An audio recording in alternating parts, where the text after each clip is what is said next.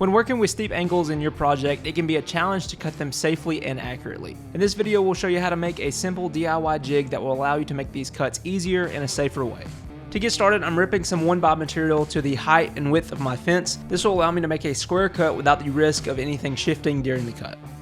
Once these are ripped to the correct width of your table saw fence, cut them down to roughly 10 inches in length, and repeat this process for the top board.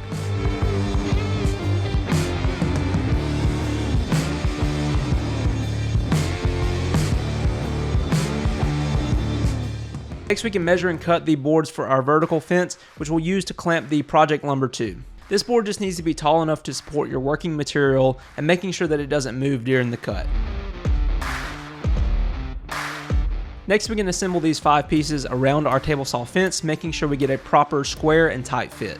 It's important to use some kind of right angle square here to make sure that everything is in line with your table saw, which will ensure your cut is square as well. I've added a secondary fence that I can use to keep my board square vertically, and I'm also going to add some holes in the middle that I can use a clamp for clamping my working material to.